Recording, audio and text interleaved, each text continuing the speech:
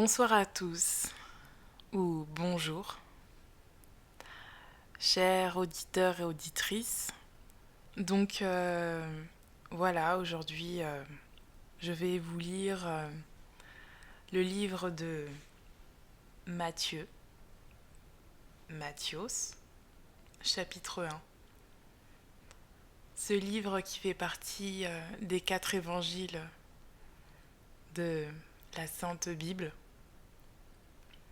Donc voilà, je vous souhaite à tous une bonne écoute et une bonne lecture dans le nom de Yeshua Mashiach. Soyez tous bénis. Amen. Bible de Yeshua Mashiach, Matthios, Matthieu. Chapitre 1. Livre de la Genèse de Yeshua Mashiach, fils de David, fils d'Abraham. Abraham engendra Isaac, et Isaac engendra Yaakov, et Yaakov engendra Yehuda et ses frères. Et Yehuda engendra Pérez et Zérach de Tamar, et Pérez engendra Hétzron, et Hétzron engendra Aram. Et Aram engendra Aminadab, et Aminadab engendra Nachon, et Nachon engendra Salmon, et Salmon engendra Boaz de Rahab, et Boaz engendra Obed de Ruth, et Obed engendra Isaïe, et Isaïe engendra le roi David. Le roi David engendra Shelomo, de la femme d'Ouria, et Shelomo engendra Rehab, et Rehab engendra Abia, et Abia engendra Asa, et Asa engendra Yehoshaphat, et Yehoshaphat engendra Yehoram, et Yehoram engendra Uzia, et Uzia engendra Yotam, et Yotam engendra Achaz, et Achaz engendra Hiskia, et Hiskia engendra Ménaché, et Ménaché engendra Amon, et Amon engendra Yoshia, et Yoshia engendra Yekonia et ses frères, au temps de la déportation à Babel.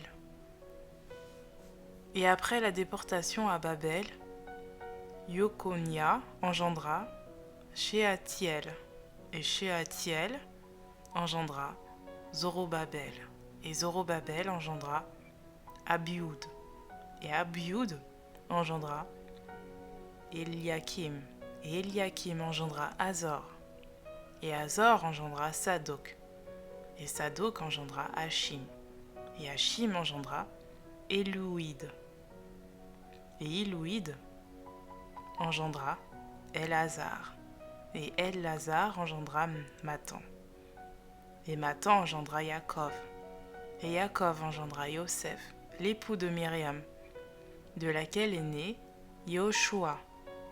Ainsi toutes les générations depuis Abraham jusqu'à David sont en tout 14 générations, et de David jusqu'à la déportation à Babel. 14 générations, et depuis la déportation à Babel jusqu'au Mashiach. 14 générations. Or la naissance de Yehoshua Mashiach arriva de cette manière. Myriam, sa mère, ayant été fiancée à Yosef, se trouva enceinte par le Saint-Esprit, avant qu'ils aient habité ensemble. Mais Yosef, son époux, qui était un homme juste, et qui ne voulait pas l'exposer à une disgrâce publique, résolut de la répudier secrètement. Mais comme il y pensait, voici l'ange du Seigneur lui apparut en rêve et lui dit « Yosef, fils de David, n'aie pas peur de prendre avec toi Myriam, ta femme, car ce qui a été engendré en elle est du Saint-Esprit. Elle enfantera un fils, et tu l'appelleras du nom de Yehoshua, car c'est lui qui sauvera son peuple de ses péchés. » Mais tout cela arriva afin que fût accompli ce que le Seigneur avait annoncé par le prophète disant « Voici la Vierge sera enceinte, et elle enfantera un fils, et ils l'appelleront du nom d'Immanuel, ce qui est interprété est elle, avec nous. Et Yosef s'étant donc réveillé de son sommeil, fit ce que l'ange du Seigneur lui avait ordonné. Et il prit sa femme. Mais il ne la connut pas jusqu'à ce qu'elle ait enfanté son fils premier-né. Et il l'appela du nom de Yehoshua. Matthios. Matthieu, chapitre 2. Bible de Yehoshua Mashiach. Yehoshua étant né à Bethléem en Judée, au temps du roi Hérode, voici des mages d'Orient arrivèrent à Jérusalem, en disant : Où est le roi des Juifs qui vient de naître ? Car nous avons vu son étoile en Orient, et nous sommes venus l'adorer. Mais le roi Hérode, ayant entendu cela, fut troublé, et tout Jérusalem avec lui. Et il rassembla tous les principaux prêtres et les scribes, et s'enquit auprès d'eux du lieu où le Mashiach devait naître. Et ils lui dirent : À Bethléem en Judée, car voici ce qui a été écrit par le prophète. Et toi, Bethléem, terre de Yehuda, tu n'es nullement la plus petite parmi les gouverneurs de Yehuda, car de toi sortira le chef qui prêtera mon peuple d'Israël. Alors Hérode, ayant appelé en secret les mages, s'enquit soigneusement auprès d'eux, du temps où l'étoile était apparue. Et il les envoya à Bethléem en disant : Allez et informez-vous précisément sur le petit enfant. Et quand vous l'aurez trouvé, faites-le moi savoir, afin que j'aille aussi moi-même l'adorer. Ayant entendu le roi, ils partirent. Et voici l'étoile qu'ils avaient vue en Orient, aller devant jusqu'à eux, ce qu'ils vinrent s'arrêter, au-dessus de l'endroit où était le petit enfant. Et en voyant l'étoile, ils se réjouirent d'une très grande joie. Et étant entrés dans la maison, ils virent le petit enfant avec Myriam, sa mère, et s'étant prosternés, ils l'adorèrent. Et ayant ouvert leur trésor, ils lui présentèrent des dons, de l'or, de l'arbre à encens et de la myrrhe. Ayant été divinement avertis en rêve de ne pas retourner vers Hérode, ils se retirèrent dans leur pays par un autre chemin. Mais après leur départ, voici que l'ange du Seigneur apparaît en rêve à Yosef et lui dit : Réveille-toi, prends le petit enfant et sa mère, fuis en Égypte, et demeure là jusqu'à ce que je te le dise, car Hérode cherchera le petit enfant pour le faire mourir. Et s'étant réveillé, il prit de nuit le petit enfant et sa mère, et il se retira en Égypte.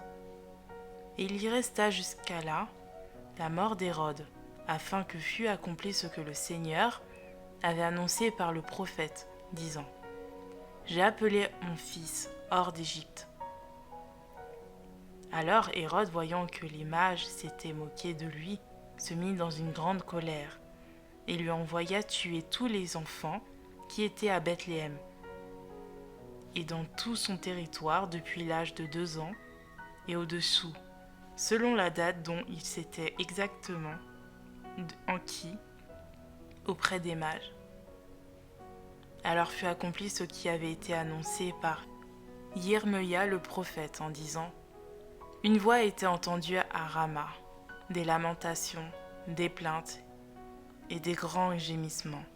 Rachel pleure ses enfants et n'a pas voulu être consolée parce qu'ils ne sont plus.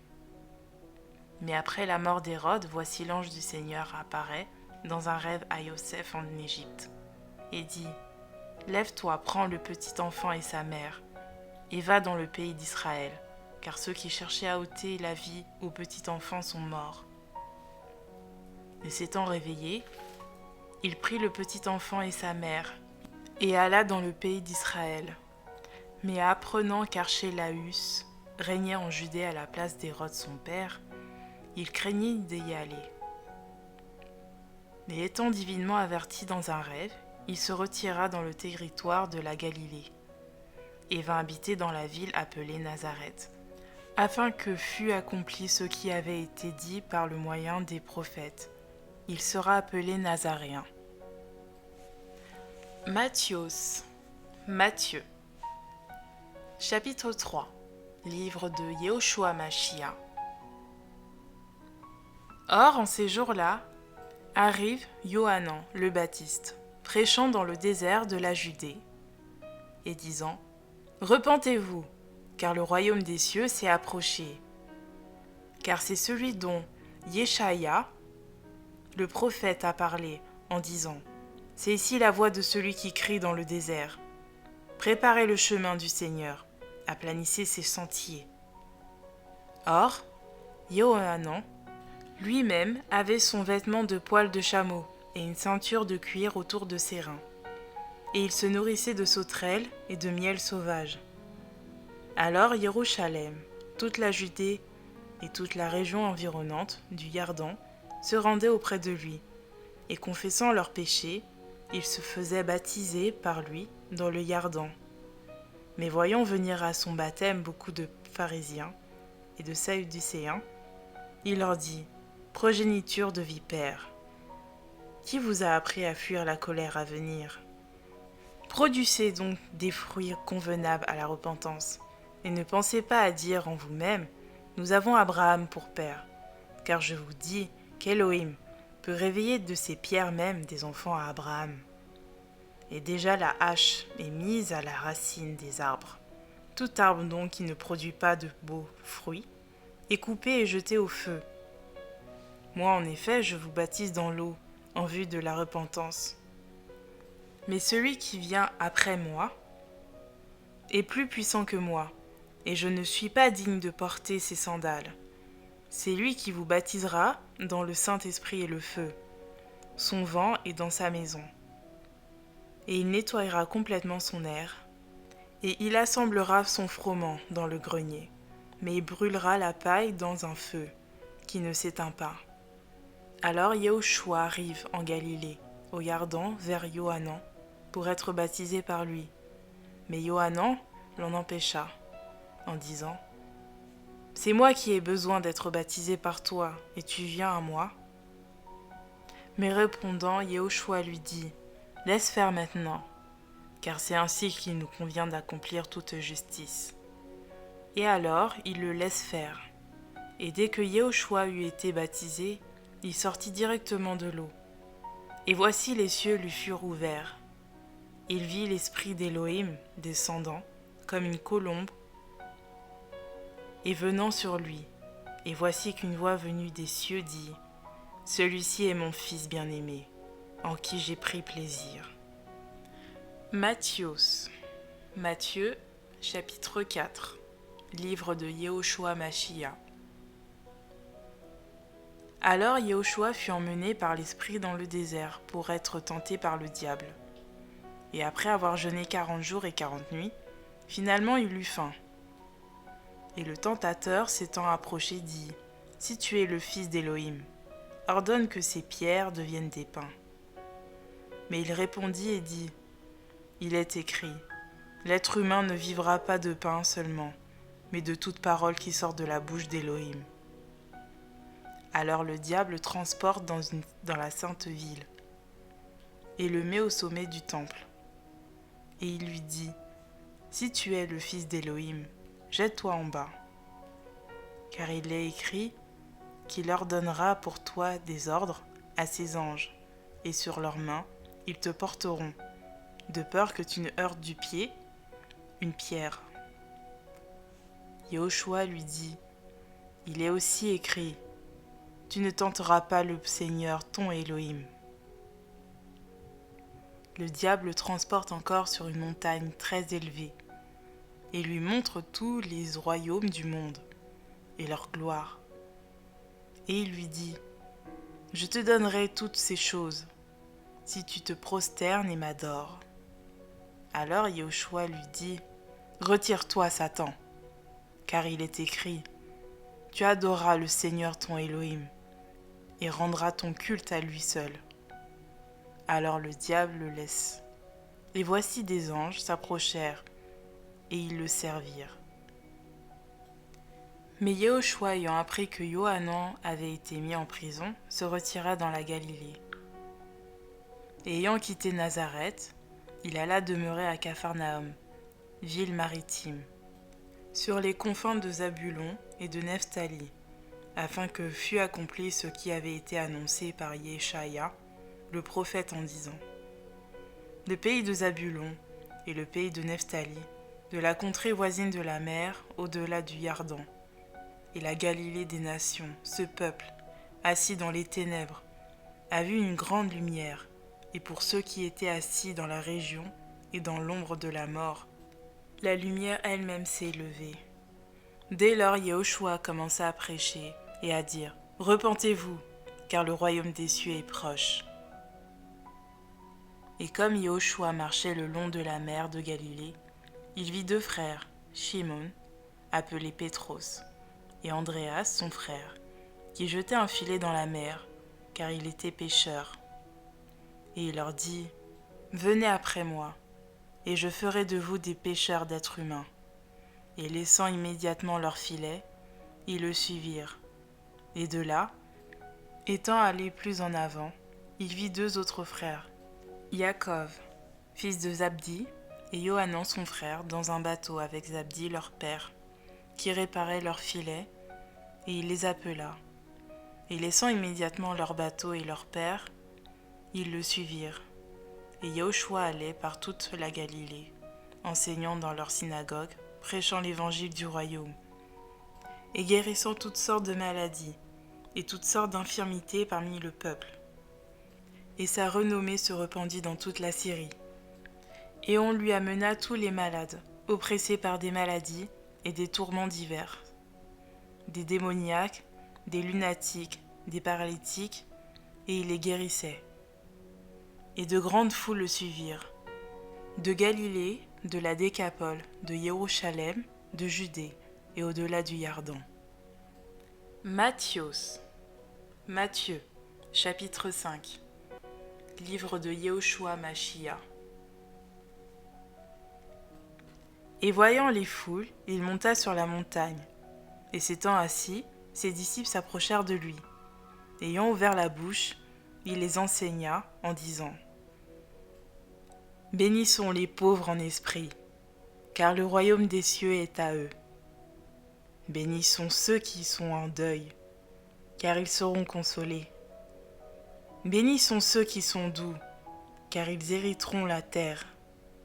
Bénissons ceux qui ont faim et soif de la justice, car ils seront rassasiés. Bénissons les miséricordieux, car ils obtiendront miséricorde. Bénissons ceux qui sont purs de cœur, car ils verront Elohim. Bénissons les pacificateurs, car ils seront appelés enfants d'Elohim. Bénissons ceux qui sont persécutés pour la justice, car le royaume des cieux est à eux.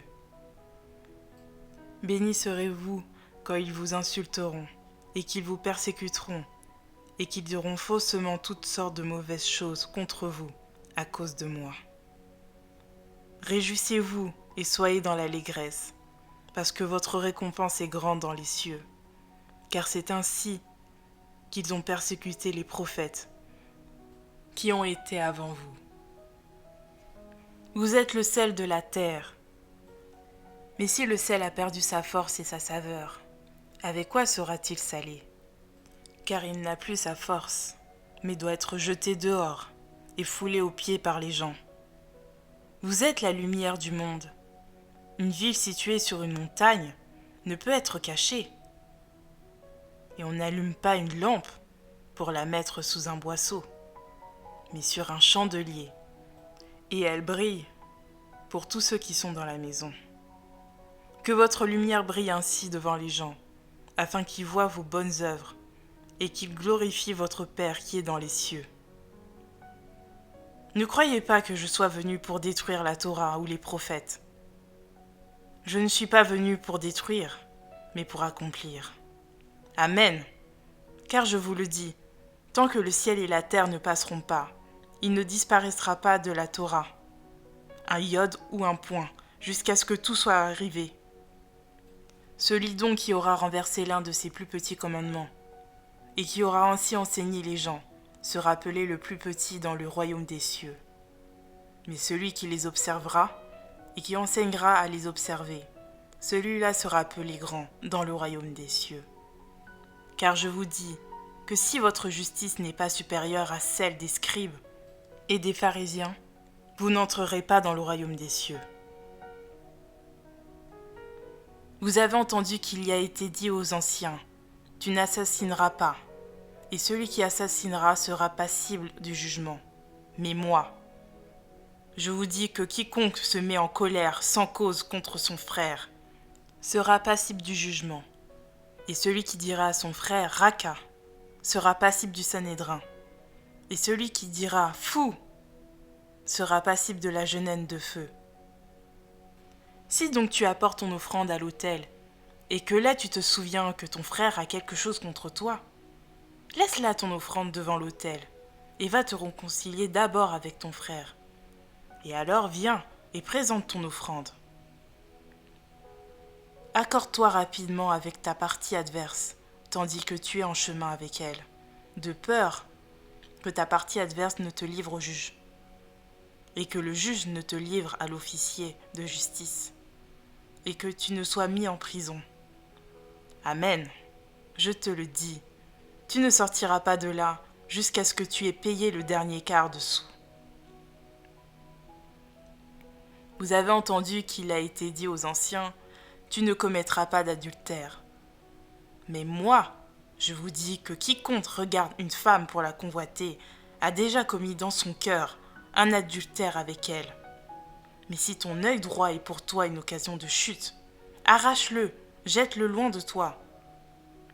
Car il est avantageux pour toi qu'un seul de tes membres périsse, et que ton corps entier ne soit pas jeté dans la genène. Et si ta main droite est pour toi une occasion de chute, coupe-la, jette-la loin de toi. Car il est avantageux pour toi qu'un seul de tes membres périsse, et que ton corps entier ne soit pas jeté dans la genène. Mais, il a été dit encore, si quelqu'un répudie sa femme, qu'il lui donne une lettre de divorce. Mais moi, je vous dis que celui qui répudie sa femme, sauf pour cause de relations sexuelles illicites, lui fait commettre un adultère, et que celui qui épouse une femme répudiée commet un adultère. Vous avez aussi entendu qu'il a été dit aux anciens, « Tu ne parjuras pas, mais tu rendras au Seigneur ce que tu auras promis par serment. » Mais moi, je vous dis de ne jurer aucunement, ni par le ciel, parce que c'est le trône d'Élohim, ni par la terre, parce que c'est le marchepied de ses pieds, ni par Yerushalem, parce que c'est la ville du grand roi. Ne jure pas non plus par ta tête, car tu peux même pas rendre blanc ou noir un seul cheveu. Mais que votre parole soit oui, oui, non, non, car ce qui est de plus vient du mauvais. Vous avez entendu qu'il a été dit œil pour œil et dent pour dent. Mais moi, je vous dis de ne pas résister aux méchants. Mais quiconque te frappera avec un bâton sur ta joue droite, présente-lui aussi l'autre.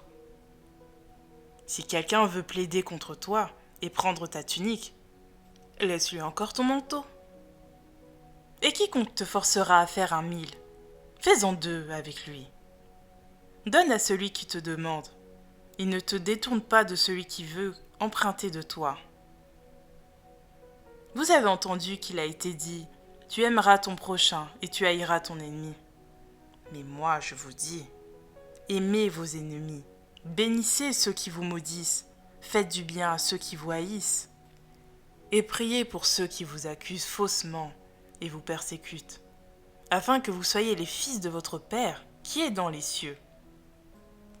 Car il fait lever son soleil sur les méchants et sur les bons, et il envoie sa pluie sur les justes et sur les injustes. Car si vous aimez seulement ceux qui vous aiment, quelle récompense en avez-vous? Les publicains eux-mêmes n'en font-ils pas autant? Et si vous faites accueil seulement à vos frères, que faites-vous d'extraordinaire? Les publicains eux-mêmes n'en font-ils pas autant? Vous serez donc parfaits comme votre Père qui est dans les cieux est parfait.